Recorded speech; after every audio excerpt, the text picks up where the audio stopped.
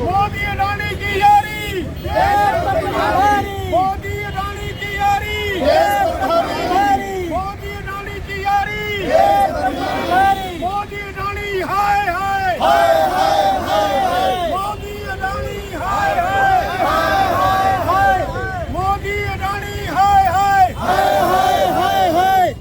जी प्रधान जी, क्यों प्रदर्शन कर रहे हो, क्या किन मुद्दों पे लेके? आज देश में जो घोटाले उजागर हो रहे हैं, केंद्र की सरकार जानबूझ के जो कुछ बड़े घराने सरमाएदार हैं उनको फायदा देने के लिए एक षड्यंत्र रचा गया।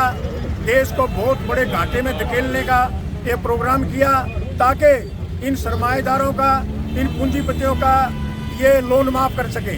पीछे भी हजारों करोड़ रुपए इन लोगों को माफ किए हैं और यही चाल है कि आने वाले समय में ऐसे देश को दिखाकर, ऐसे घोटाले दिखाकर, ऐसे घाटे दिखाकर, ताकि किसान मजदूर का जो पेट काट के, हर गरीब आदमी का राशन काट के, हर गरीब आदमी की जेब काट के ये इन बड़े घरानों को ये फायदा पहुंचाना चाहती है। ये सरकार की षड्यंत्र है, ये सरकार की चाल है, केंद्र सरकार की चाल है। पिछले दिनों कांग्रेस ने भी किया था, आज आपकी पार्टी भी कर रही है। पब्लिक क्यों नहीं साथ खड़ी हो पा रही आप लोगों की? पब्लिक को तो ये समझ नहीं लेते।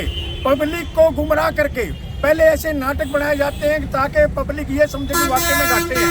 कुछ लोगों ने मैसेज पढ़े हमने, कुछ लोग तो आज भी ये कह रहे भी ये घाटा वाकई में है, लेकिन नहीं, ये जानबूझ के घाटा दिखा के उनको फायदा पहुंचाने के लिए आज किसी किसान के बारे में बोल रहे, गरीब के बारे में बोल रहे, मजदूर के बारे में बोल रहे, तो इनके पास घाटा नहीं है, बजट नहीं है।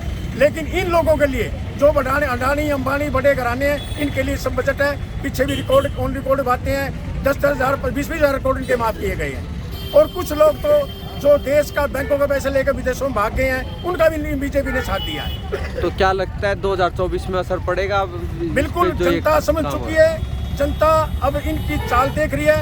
हर गरीब के मुंह का निवाला छीन लिया है, हर चीज महंगी कर दी है। हर रोज हर आदमी के हाथ में इन्होंने पर्चे पकड़ा दिए, हर आदमी लाइन में लगा दिया है। बिल्कुल पूरी जनता, पूरे देश की जनता त्राही है और इतनी महंगाई चरम सीमा पे है।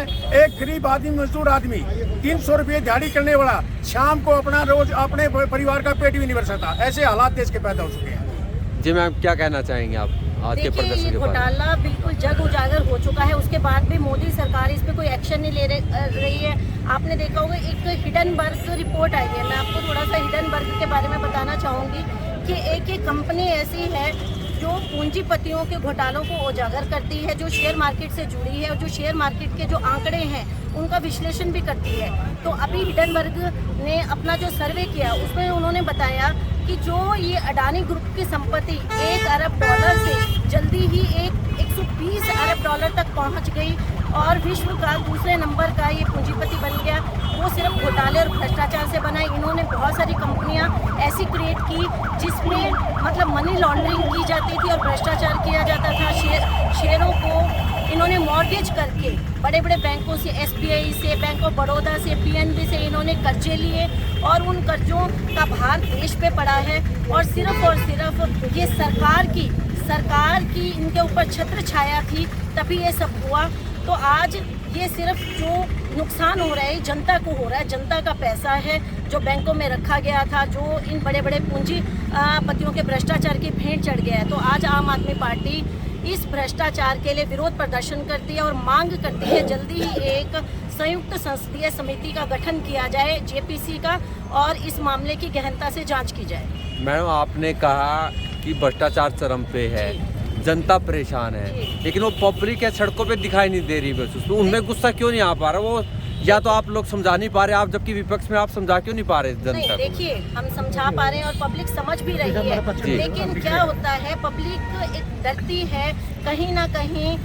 पब्लिक सरकार के उससे एक आम आदमी, गरीब आदमी अपनी रोजी रोटी में ही उलझा रहता है, उसके पास इसके लिए कोई भी समय नहीं होता। लेकिन इस टाइम पे अगर आप जनता के बीच में जाएंगे, अगर आप जनता से पूछेंगे अब जनता प्रदर्शन करे या अपना पेट भरे, महंगाई इतनी बढ़ चुकी है, भ्रष्टाचार इतना बढ़ चुका है, है। जनता को इस टाइम पे आप सिर्फ मैं एक छोटे से मेरी महिला शक्ति भी खड़ी, आप इनसे पूछ के देखिए कि सिलेंडर जो पिछले कुछ सालों में 400 से सीधा 1100 तक पहुंच गया, एक 10,000 रुपये की जो कमाई वाला इंसान है वो कहाँ से सिलेंडर खरीदेगा। और उज्ज्वला योजना के तहत अब भी बजट में आपने देखा होगा कि 2 करोड़ सिलेंडर और देने की घोषणा की गई है। ये सिर्फ घोषणा ही है, जब तक इतनी महंगाई रहेगी जनता कहाँ से सिलेंडर खरीदेगी। तो जनता इसलिए सामने नहीं आती, लेकिन अगर आप जनता से पूछेंगे जनता इस टाइम पे बहुत परेशान है।